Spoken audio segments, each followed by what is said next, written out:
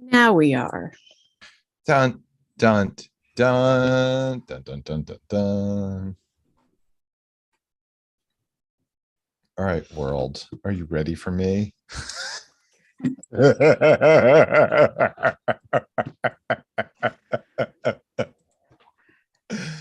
Hello, world. I'm your wild podcast. Gross. What are you talking about? That's the Runaways. Oh. Oh, it is, isn't it? Sorry. I thought that you loved all Lady Rock. No, I hate everything. Okay. That's how they were known in their time, as Lady Rock. Right. Because they're ladies. Right. So yeah, should we applaud ourselves because we're great? Yeah, we rule. Yeah, we're awesome. We're the best. So great. Podcast. On fire tonight. Ow! Ooh. Chicka, chicka, chicka, chicka, ow! Big bow. What's up, guys? It's On Fire Tonight with Josh and Tressa. I'm Josh. I'm not. How's it going, everybody? I'm just gonna scoot you over a little bit. Hi, Josh. Oh. Hi. Yeah. So we just watched, literally just watched our Flag Means Death episode 3. What did you think? Oh my God. It's so good. Mm-hmm.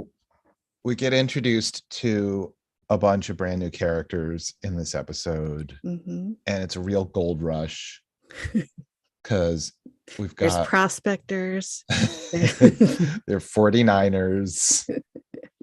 Yep. The only one guaranteed to make money is the guy selling shovels. Nice. So we get Leslie Jones, we get Taika Waititi, and we get a very balls obsessed Fred Armisen. He really was. I mean, everyone's got to have their thing. His balls. Yes.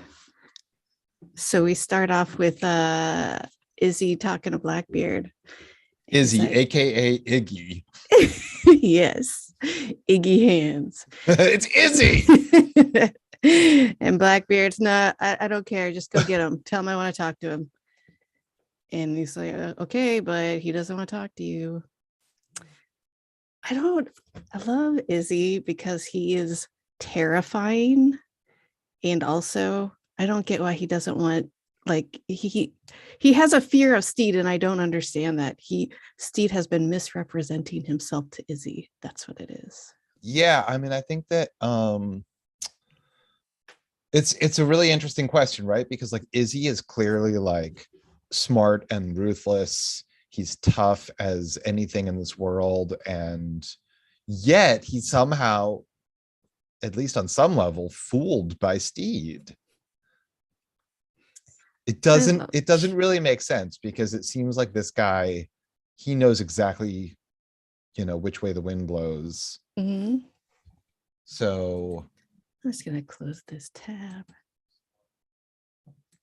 I mean, it's something for the philosophers to debate.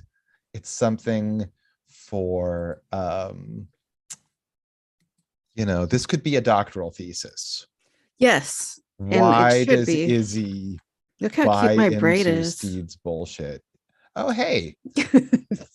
You've braided your hair. Is that a real braid, or is that like my real hair? Braid? It's my real hair. Are you going to some sort of Oktoberfest?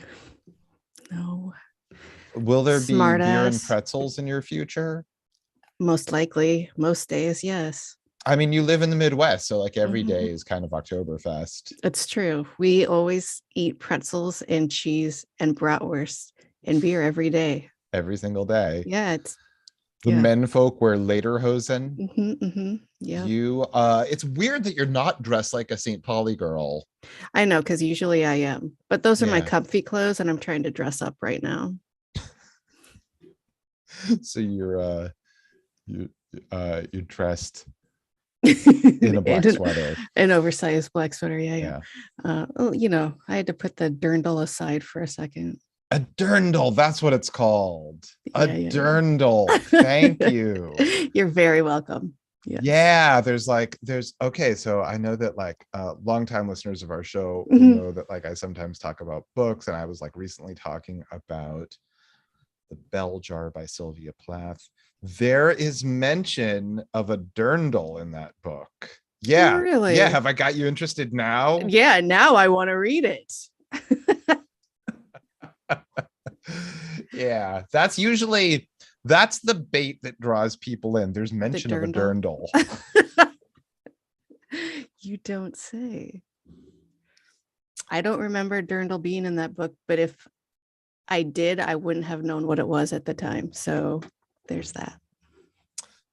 To be fair, there's a lot that happens in that book, and it's not written in a smoothly like one moment progresses like clearly to the next kind of way. Mhm. So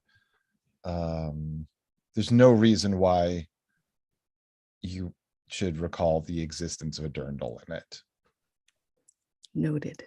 Again, whether or not it's important to that book is much like, it's a hot topic for debate, much like how the fuck Izzy could possibly think Steed is tough or dangerous or even meaningful. Like, Izzy, by all rights, should look at him like a bug to be squashed and For nothing sure. more. I mean, Izzy and Blackbeard, infamous, they know of every pirate that it is in existence, I assume. They've never heard of Steed before, and he's somehow terrified of it. Well, just because you've never heard of someone doesn't mean that they're not dangerous. Like, all you know for sure is that you have no idea what you're dealing with, right? Right. So, like, do you know, I was recently introduced to the concept of high context versus low context societies. Do you know that? I don't know that I do. Tell me about Okay, it. so you do, but maybe not in those Right. terms. Right. Actually, it was our composer Christopher that introduced me to the idea of it. So, like, for example, if you live in a small town and it's a very homogenous makeup of people, you have a very high context society. Or like if you I believe it's fair to say like Japan is a very high context society.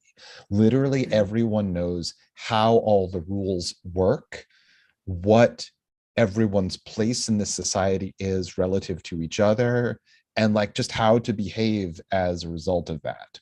Now in New York City, for example, or a big metropolitan area where there's no singular way that everyone agrees life to be, everyone is on a very low context because any person you meet is a complete wild card and unknown, and you have to like very quickly get down to who are you, where are you from, what do you do, like how do you fit into my world, and how do we mesh together.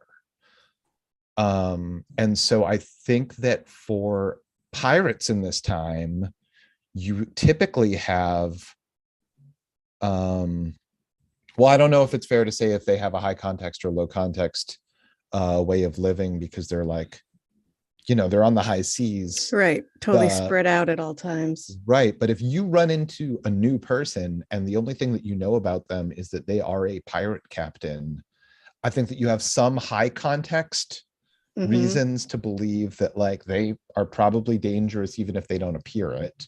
Right. And then there's also the low context of like he doesn't fit into what I think a pirate captain is supposed to be, and yet he is one. Maybe he's doubly dangerous.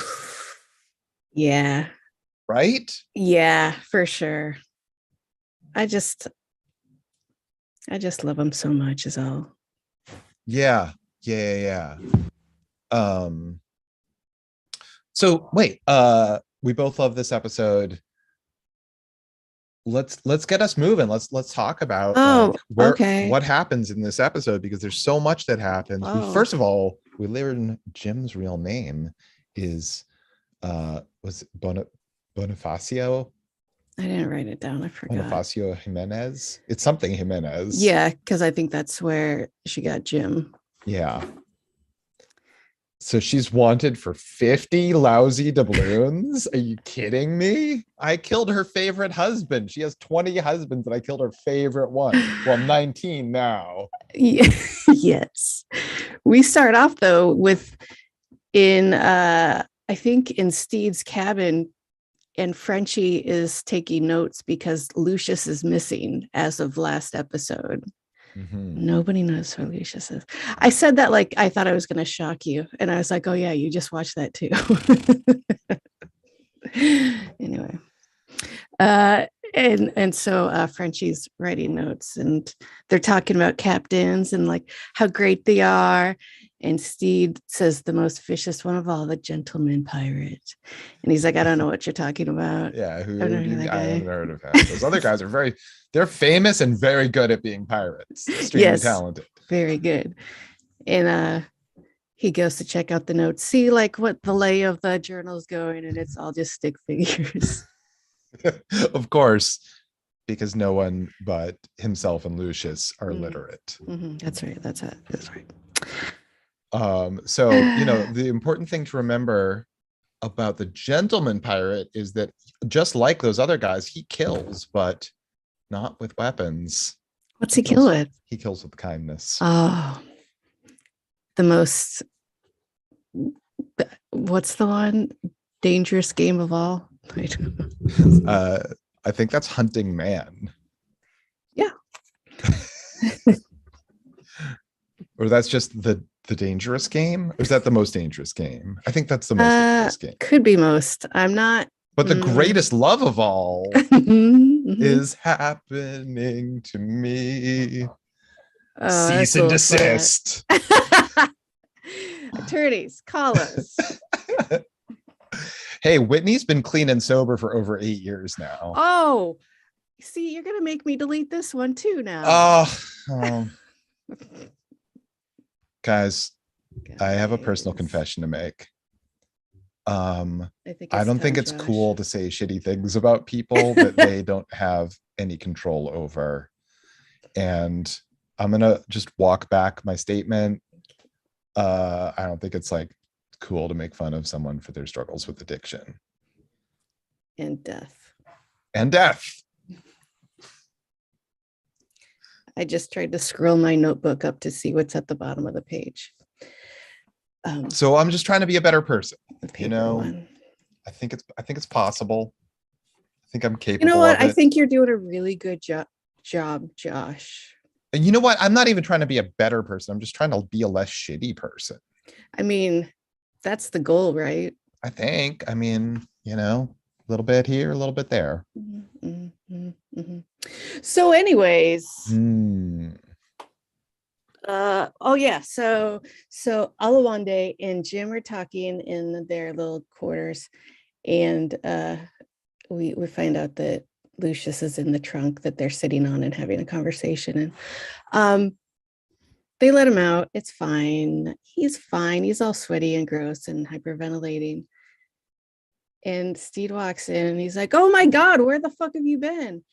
And he's like, why are you so sweaty? And he's like, I wrote down so many lines because there's so many great lines of this episode.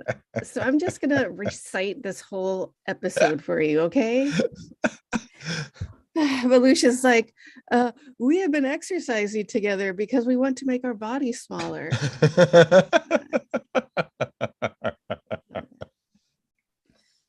Is that why you exercise? No, I do it to make my body bigger. Mm-hmm. Well, smaller in some places. Smaller here, bigger there. Mm-hmm, yeah, a little bit there, a little less there. Mm-hmm. I feel real stupid today, Josh. Oh no. dumber than normal? Yeah, right? It's weird. That seems hard. It is. It's real hard. Let's talk it out. Did you have a rough night? Did you sleep poorly? Yes, and yes. Or is your like normal rhythm off or your schedule off? Are you under Well, stress? always. Are you incapable of getting an answer out before I ask you a new question? What? See, I thought I was good, and I had like 2 glasses of wine in like a 2 hour span. So I was like, cool, awesome. I'll have 5 more. No, I had like 2 more glasses of wine after that and took an Uber home. And I was like, that's fine. I only had like 4 glasses of wine, and now I'm fucking stupid today. So that's like more than you would ordinarily drink.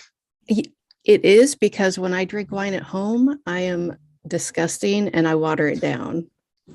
So I'm not used to full strength wine. Is that disgusting or is that just a thing that you like? I mean, both. I don't know. I think people would look down and shame me for putting water in my wine. But you like it that way. Yeah. Like you choose to do it that way. Like if you didn't like it that way, you wouldn't do it that way. Yeah. And as we've earlier discussed, basically your whole life is German cosplay. Yes. And isn't their whole thing about like they have like shandies and spritzers and things. Oh, I love a shandy. Yeah, for sure. So, you're just It's keeping it real. it's all part of my heritage. Yeah. Yeah. You're Mhm. yeah. Yep. Wait, so do you like what's your ratio? Do you take wine in equal parts with water? Do you put in ice cubes? How do you like it? I don't know that I ever like really measure. It's probably like 1 part water, 2 parts wine, maybe half and half. I don't know. Nah, not half and half. That would be too watered down. But yeah, probably 1 to 2. Well, if I understand correctly about pirates in this time, as well as like enlisted naval men, Mhm. part of their pay were like rations of beer and rum that were almost always watered down and Oh called yeah. small beer, Yes. Because right? yeah, and not just like it was like all the time. Okay, there's a theory that so many like Europeans and whatever were just they were all born with fetal alcohol syndrome because the only way to stay hydrated was to drink beer. So because that was the only thing that was like clean-ish, you Yeah, wouldn't there was get no sick such of thing as it. potable water for like most of the world for most of history. Right. So So they like made beer so they made or beer, they wine had or hard cider. Johnny, I want to say his real name was Chapman, Johnny Appleseed. Like Mhm. that's a historical figure. Like Right. his whole thing was planting trees in the New World, apple trees, so that we could have. It was really for Some hard nasty. cider. Ah, nice. So Um, yeah, so the theory is yeah. white people throughout history were horrific and terrible because they all suffered from fetal alcohol syndrome. So is does that mean that the same is not true in Asia or Africa or the Middle East? I don't remember, but that's the theory about white Europeans is that they were so bloodthirsty and needed to conquer because they were angry, because that's part of having fetal alcohol syndrome. Oh man. Well, wait. Okay, so wait, what else happens when you are born? If you're born with fetal alcohol syndrome, Mhm. does that just mean you have like certain characteristics for the rest of your life? Yeah, I think it affects your brain in development. So Okay, that makes sense. yeah, Yeah. I don't know everything or even most things about it. I just remember that. Well, They tell pregnant women not to drink nowadays, but like they didn't even come up with that until like a few decades ago, I think. Right. Back in the times when men wore suits and smoked. That's all they did. That's like, tell me about your life. Well, I wear suits and smoke. Cool. Hold on, I got to do a few bench presses and then I'll tell you all about my life. Also, my children were born stupid. They're just born stupid. Just like I was. It's a family tradition. Um, I hold on a second though. I'm sure that there's more to this Obviously, I'm an because idiot. because like even uh I'm sure that there are children who are born with fetal alcohol syndrome who perhaps never overcome it, but I think there must be the majority overcome it and live normal lives and Oh, develop of course. as per normal. I'm sure there's like a range of like how severe it can be. I don't, dude, I don't know what I'm talking about. We're Don't gonna need to tell me. get like pirates and doctors on the show to tell us about what happens when babies are born. And how does that happen? Yeah, I don't It's know. weird. They like ladies get babies in their stomach. It's It weird. could just happen at any moment. No one knows how or why. Nope.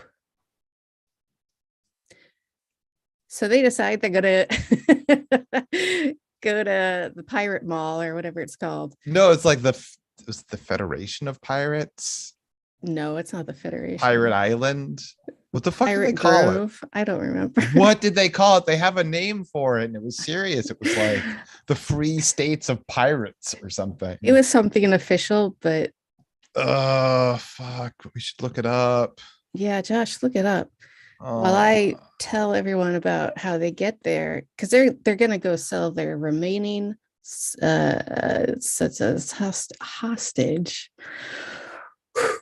and they get there and there's a guy vomiting blood through into a big barrel. I love people vomiting on TV. It's my favorite. Get the fantastic. tube down the sleeve. It's like never not a tube down the sleeve. I love it. And, right after we see the guy vomiting blood, is either Frenchie or Roach. He's looking out at everyone like going nuts, fighting and vomiting. And he's like, ugh, this place has been gentrified.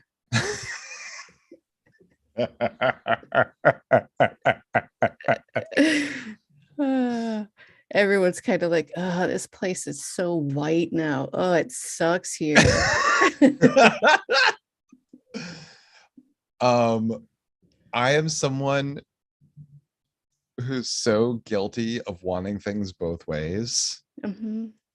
Uh Years ago, I was visiting my old neighborhood and it was like, it was like a perfectly nice evening and they're like cute little restaurants or whatever. And I was like, oh my God, literally every corner here was just like an open drug market of people selling crack and heroin. Yeah. And I was like, I can't believe how things have changed. And then up the street, I just saw like teenagers. And I was like, uh-oh.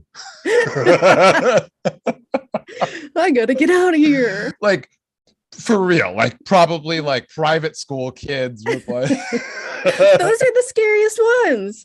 They're true. The gentlemen pirates that are not gentlemen. They'll never face consequences for anything they do. So they're fearless. They are fearless. All right, so wait, just to like get back to it. It's called Republic of Pirates. Really? Yes. Okay. And I feel like there's like some historical precedents for that where like maybe there was like somewhere in the Caribbean was sort of like Pirate mill. Yeah, where like no official vessels from any other countries could like hold sway, Yeah, like international waters, but an island. sort of. I think so. I'm not up to date the way I was when I was like 10 years old. You know what I mean? Yeah. I had like all pirate knowledge at the tip of my fingers. Mhm. I remember you had those pirate bed sheets and the pirate wallpaper going around the border of your ceiling. I was I was so excited because I had like a map of like sunken pirate vessels, and there was one, the Whydah on Cape Cod. And then like in more recent years, they've like unearthed it and it's now on display like at some museum on the Cape. And you haven't seen it yet? I haven't been to it now. Ah, Josh. 10-year-old Josh would be so disappointed. I in know, you. I gotta get over there. Mhm, What am I mhm. doing with my I life? don't know. What a fucking waste. What a sham. Should I go? You want me to leave you alone? Please, I need my space. Be gone. Be gone, woman. Be gone. Away with ye. Tarry not. Waste not, want not. All right, guys. Oh, fuck. I thought she was gone. I thought we had our privacy. Hey, Josh, what's going on? Oh. You doing fun stuff over here? Okay, so back to Leslie Jones, aka Spanish Jackie. But wait, we have to figure out how we get to her first. Josh, you're jumping ahead. And I'm excited. I know, but I want to talk about Booty for Sale. Booty. He's Man for sale. I think you're going to be confusing them.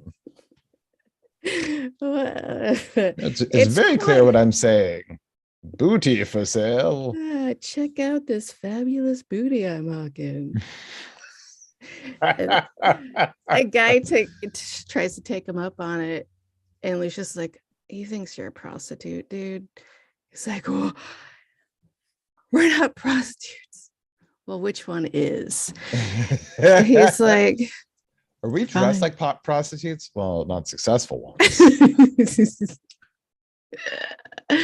He's like, fine, but we could have made magic together. Love the show. And then we get to Jackie's bar, Jackie's Tavern. And I love that Sid keeps asking Lucius to sketch him in touristy shots. It's so right. It's literally like, I'm the narcissist on vacation and I'm like assigning you the role of photographer for me so that I'm not taking selfies. Just start sketching immediately. As soon as we get in. Drinks are on us. So someone throws wine, but it's actually wine. Blood. Yeah. Blood. We serve that. Do you want blood? What do they serve there? Everyone had a drink. Everyone was drinking something, but he just flat out refused to tell them what they had. There was a drink that was sort of nutty. Turns out it was juice from the nose jar. I mean, yeah. The nose jar. Hey, it's Spanish Jackie. Oh, wait. Oh, okay. We haven't even talked about Fred Armisen. Oh, okay. Go ahead. He's the bartender. His name is Geraldo. He recognizes Alawande and says, hey, you've got really big, ginormous, Titanic, like rock hard. Rock hard. Oh. Yeah, he's really impressed with his cojones. Just for showing his face there. Right. And then Spanish Jackie, aka Leslie Jones. That's right. Honestly, like, She's such a fucking talent. Mm-hmm. Love her. She's so smart and funny and charismatic, Mm-hmm, mm-hmm, and she's just electric, mm-hmm. like, Do you need me to go again? yeah, and I'm gonna need some time. Hey guys, so now that Tress is gone, and she really did leave. She's gone. Um, I guess I just have to talk about Leslie Jones and my love for her. Without Tressa. Oh, I can't oh, hear she you. zoomed back. Hi. All right, What I guys. miss? All right. Chill out, guys. We'll talk later when Tress is not around. About what? Nothing. Oh. So Spanish Jackie is like, bro, what's up with your friend who killed one of my husbands? And he's like, what? No, I don't. I killed her. It was pretty gauche what she did. Yeah.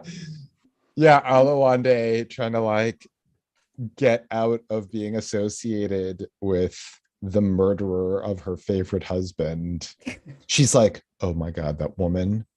You convinced me to hire a waitress who murdered my favorite husband, who stole my hope and my joy from my life. It was pretty fucking gauche.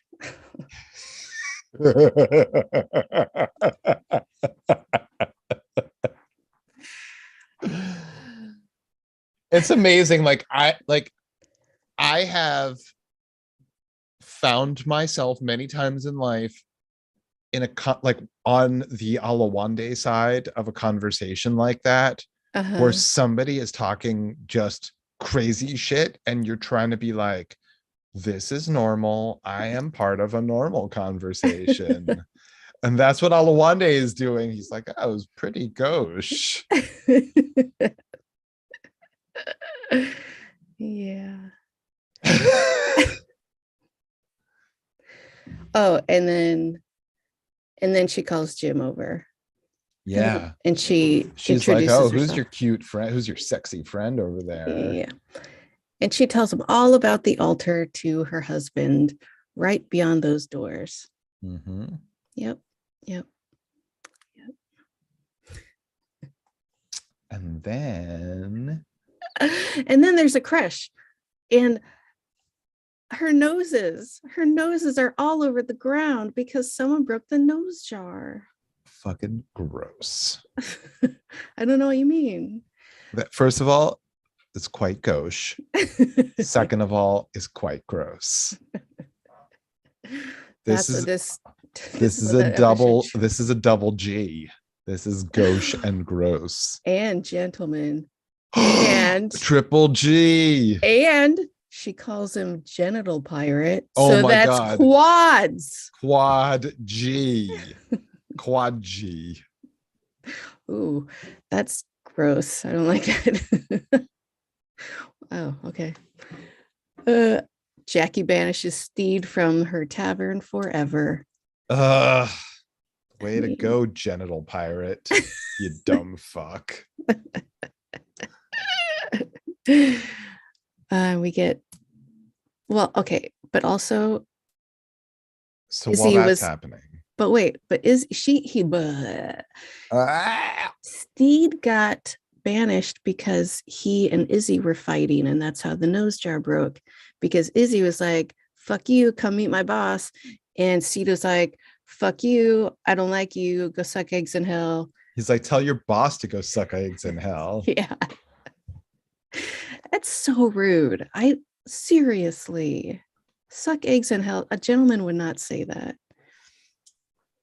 So Izzy's telling Blackbeard, he's like, he's not. And no, he's not. He doesn't give a shit that you're Blackbeard. He never said he was Blackbeard. He's lying. I can't believe Well, I Izzy. mean, maybe he just assumes that, like, He knows. yeah, his reputation precedes him. Everyone's reputation precedes him, except for this unknown guy. Maybe, I don't know.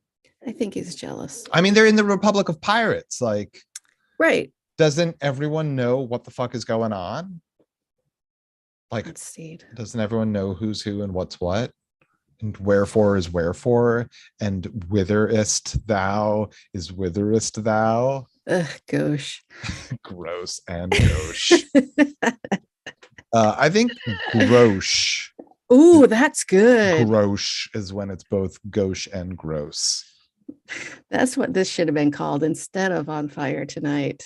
Oh wait, do you as a dirndl wearing St. Pauli girl, do you Mhm. drink Grolsch? For the sake of this bit, absolutely. I don't know if I've had that as an adult. I don't remember what it tastes like. I don't think I've ever had it. I'm sure I've had it, but probably I was like in my early 20s. Right. Man, do they even sell that anymore? I don't know. I haven't seen it in decades. So for our younger listeners and people curious about what the fuck Grolsch is a German beer. I think it's German, a Bavarian beer that came in a green bottle with its like built-in stopper. So like the kind of thing that if you make kombucha at home, Yes, you bottle it in that thing. exactly. It was like cool looking because it was like, oh my God, that stopper thing is part of it's like built in. It looked so fucking fancy. You were totally fancy if you had that. Because you know, Were it had, you? I think you might have just been like a weirdo who liked weird things. and smoked clove cigarettes. I don't. Well, what's the overlap of those two things? Because I feel like clove cigarettes is for the red wine goth crowd, and Grolsch beer is for the like wanna like a frat boy Oh, sort really? of. I don't know. I don't know. Honestly, I have no idea I who's. don't either. You know what we were talking about the other day? Like, do they still sell like Mickey's and other like Colt 45 and shit, like malt liquor? Because all of these independent breweries, they are making basically malt liquor right now. It's so strong. Are they making malt liquor, but like it costs 25 times what malt liquor is Yeah. supposed to cost? And tastes like cherries or whatever. It's all fancy. Right. It tastes like cherry, but incredibly bitter. Uh-huh. Like if you put cherry juice in malt liquor. If you take like a giant container of arugula, that's what I think craft beer tastes like, the bitterest of bitter. Okay. It's my understanding that and maybe you might know more about this than I do, home brewers gravitate towards like bitter ingredients because it covers up the imperfections. That makes sense. So but also I think it's gross. Yeah, I don't really drink beer anymore, so I don't know. I hardly drink anything at all. I But I know. do like a little bit of beer and I do like a little bit of cocktail or wine or whatever. Uh, But honestly, I can't handle the way all those things metabolize inside my body and I become like radioactive. I'm like thermonuclear at night. Like Spider-Man. Spider-Man, he's got radioactive blood. Yeah. So yeah, Izzy's telling Blackbeard no go. It's not gonna happen. And so they Then both have a Grolsch and go on yep. their way. And Steed is That's like, the where'd you end. get that? I thought they only sold like nose juice. Yep, that's what happened. Uh-huh. And they're all back on their own ships, and Geraldo comes on to Steve's ship. He's like, hey, I found a seller for you. I mean, a buyer for you. He wants that hostage, and he's right over there. And it's the Spanish Navy. And they're like, great, we have a buyer. Awesome.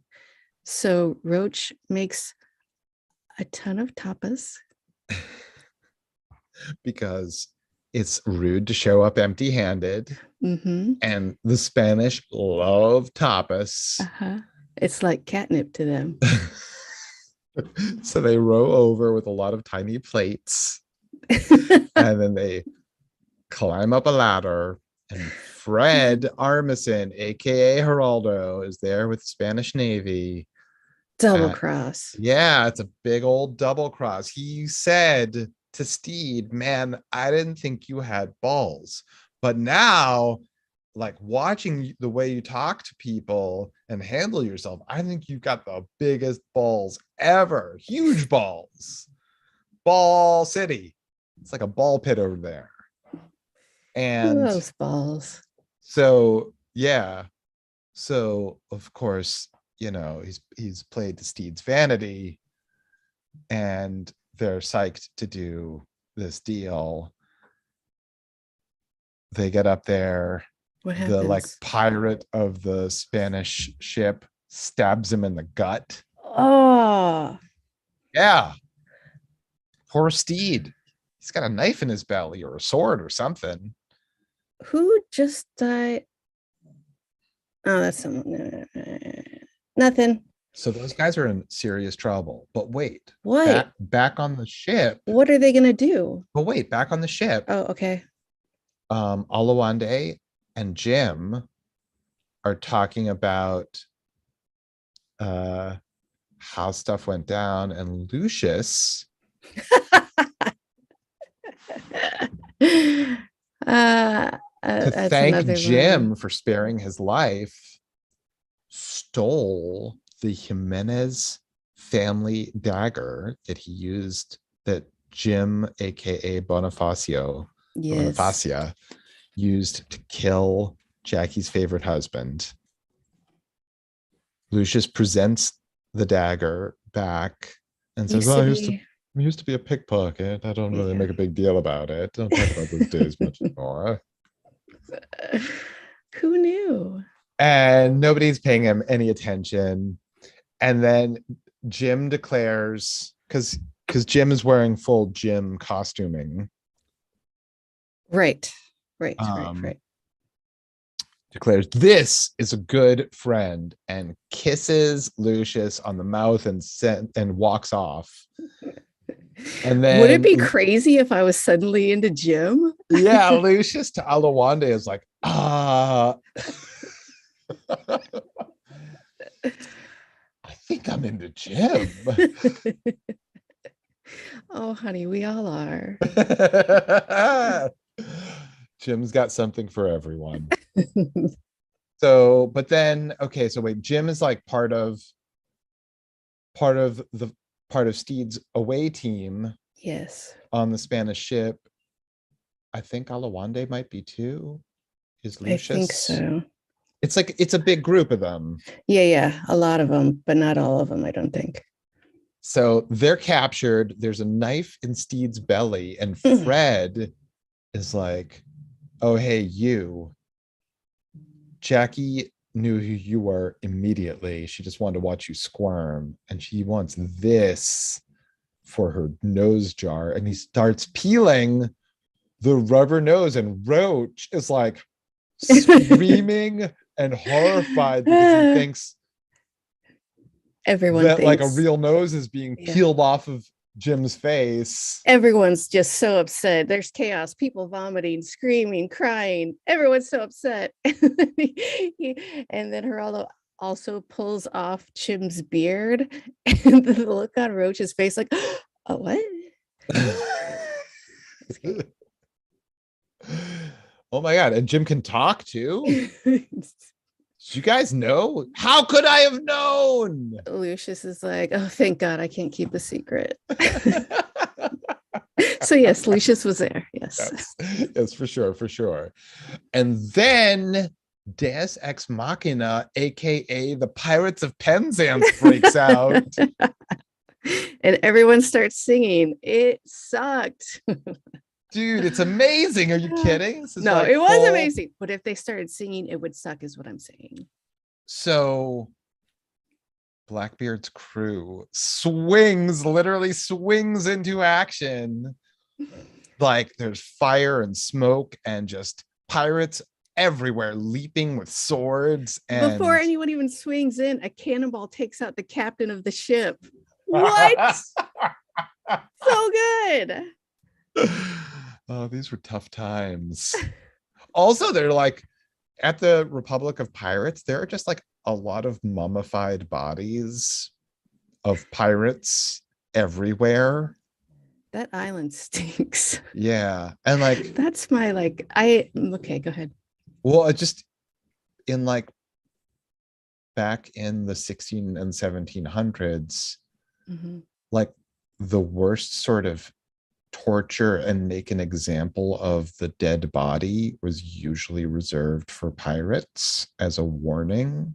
So, Mhm. like, if pirates would get captured, they would get hanged and then their bodies would get tarred and they would be left for years and decades. And it was like rare to do that to like anyone from any other, like, it, Societal yeah. group. There's a famous example of in pre in colonial times, uh there was a slave who tried to escape by killing his master, and he and his sister were hanged, and he was tarred and stood for decades. And we know this because years after his famous ride, Paul Revere was asked to recount what his ride consisted of. And as a marker for like when he passed through Sullivan Square, he was like, and that's where Mark was hanged. And then historians were like, wait, who's Mark? And what's he talking about? So I don't like that. that's how we know about this one particular guy. Yeah, gruesome, completely gross. History is both gross and gauche. It's gross. It is extremely disgusting. I don't care for it. So that's what life on the Republic of Pirates was like. Disgusting. Fred Armisen, a real turncoat, except not really. Like, He was always like that. yeah, he was always like that. He's loyal to Spanish Jackie, who he tries to call baby, and she's like, "Don't call Totally me not. that." None of the other ones Mm-mm. have a problem with not calling me that. Mm-mm. And Jim spits in Fred's face, and he's like, "Actually, I like that, so So thank you. thank you. I'm doing that." So good. So Steve's punishment is he's gonna hang in front of all of his guys. And that's when the pirates come in. But he's hanging there for a while by his neck and a rope. And he passes out because he's being hung, basically, until somebody Hanged, hanged, so somebody hanged. cuts him down. It's hanged. You know what? I don't care.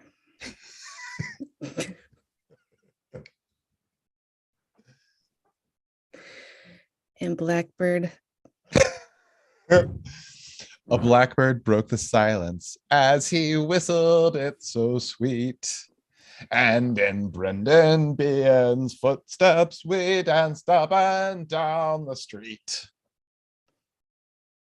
So how does the episode end? We said farewell to Broadway, giving it our best regards. I'm gonna get a cease and desist from Ireland. No brogues. They're like, No dude, brogues, stop. fellow. So how does the episode end? The end, it ends with Blackbird standing over Steed, and we see an extremely bearded Blackbird, aka Taika Waititi.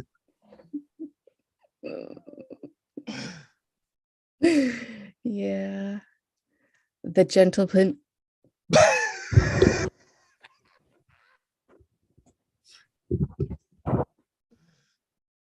The gentleman pirate, I presume.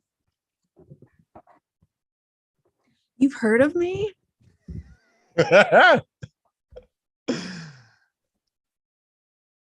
So that's how we end the episode. And it, yeah. So When did you stop watching it the first time you watched it?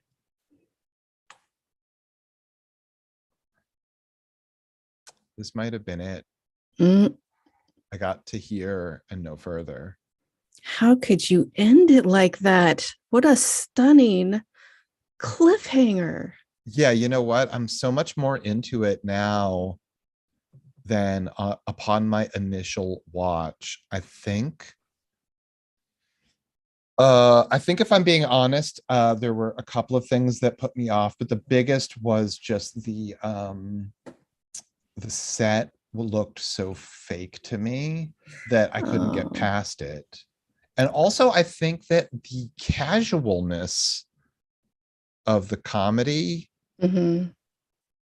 just didn't land with me at the time. And it's funny how, like, if you try something on a Monday and it's all wrong, and then you try the very same thing on a Wednesday and it's perfect, Yes, it's just I rolled out of bed differently one day than another. that's fair. Mhm.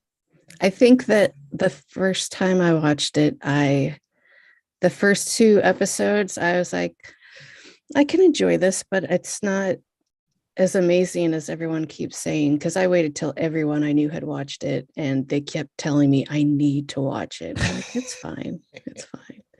And this one kind of hooked me, and then the rest of it, oh God, it's so fucking good. The thing is, there's not enough Leslie Jones in my life, so it's surprising to me that anything could have gotten in the way of me watching more. Well, I think she only shows up one more time if she shows up at all. Oh, forget it. Dude, you promised. I'm in. Mhm. That's right. We get to see Steed healing next. Wait, no spoilers. No spoiler. Obviously, he's going to heal because he's in the whole episode or series. So, whatever. Well, I mean, I assume he must die at some point. I don't think. Yeah, of old age when he's like 100, and that's not even part of this series. So, shut up. I doubt that the gentleman pirate in real life had a super long career. I don't know what you're talking about.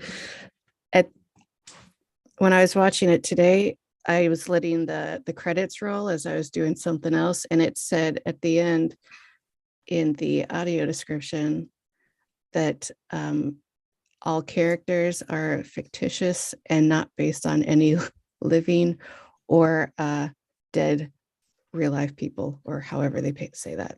Wait, did they really? Yeah, There are definite characters that are. Yeah, exactly. Are they worried that they're going to be sued by the estate of Blackbeard? Right. Apparently. I don't know. Do you know that old nursery rhyme about Blackbeard? 4 and 20 blackbirds. I'm not joking. Just making fun of me now? No. That's legitimately about him and his ship and his crew. Tell it to me, because I'm gonna have to actually look it up to know it for you don't know it from memory. All right, hold on. I'll try. 4 and 20 blackbirds baked in a pie is the first line. 4 and 20 blackbirds baked in a pie.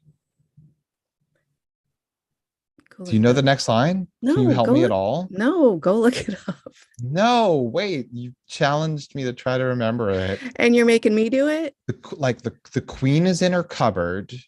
And that was like a reference to the Queen's Revenge, which is Blackbeard's ship. But 4 and 20 blackbirds refers to like his crew. Oh. And baked in a pie. I don't know what that means. Let's see. Are you looking it up? Uh-huh. All right. That's a pie shop. That is also a pie shop. Yeah, there is a pie shop by that name. They make some pretty good pies. I have had their pies and they are tasty. It's from Sing a Song of Sixpence. Sing a Song of Sixpence, Pocket Full of Rye. Oh, those are the wages that you make as as a pirate, there's like the money as well as the whiskey. Originally, it was 4 and 20 naughty boys baked in a pie. Hmm. And it was changed to birds in 1780. Yeah, it was original 1744. It was naughty boys, and it was replaced to birds in 1780. So wait. 17 fucking 80. That's interesting. A common modern verse is sing a song of sixpence, a pocket full of rye, 4 and 20 blackbirds baked into a pie. When the pie was opened, the birds began to sing, wasn't that a dainty or dandy dish to set before a king? I'm just going to say the whole thing, and then you can interpret it for us. And Blackbeard is the king. Oh, okay. The king or the king of England. That's what I was thinking. The king was in his counting house, counting out his money. The queen was in the parlor, eating bread and honey. I think that's taking in like stocking up the ship to leave port. Okay. If I remember correctly. And this is all just based on something I read when I was 10. Yeah. Let me tell you about fetal alcohol syndrome. Oh, not about you, just that I can't remember things. Rude. The maid was in the garden, hanging out the clothes, when down came a blackbird and pecked off her nose. Spanish Jackie. And shortly after that, oh shit! I think you're onto something. And shortly after that, there came a little wren as she sat upon a chair and put it on again. Jim. The final and fourth verse is sometimes slightly varied with nose pecked or nipped off. One of the following additional verses is often added to the moderate ending. They sent for the king's doctor who sewed it on again. He sewed it on so neatly, the seam was never seen. Ugh. I don't like the way that feels in my mouth. There was such a commotion that little Jenny Wren flew down into the garden and put it back again. That's way better. How fucking gross to live in a time where noses disappear from faces with such regularity. That you make children's rhymes about it. I mean, I guess you learn to be like less concerned with the way people look. I mean, less I feel about like that was vanity. I feel like modern people are more vain than way older people were way long ago. God damn it. All right, guys, we're gonna I'm gonna get some smelling salts or something into Tressa. That's clearly all the time we have for today. Oh, Thank God. you for sticking it out with us. Clearly, we've tested. I feel like I've been smoldering all morning. Okay. We are on fire tonight with Josh and Tressa. Woo, woo, woo. Bing, bing, bing, bing. Thanks so much for joining us. I apologize. As well you should. We'll talk soon. Yeah.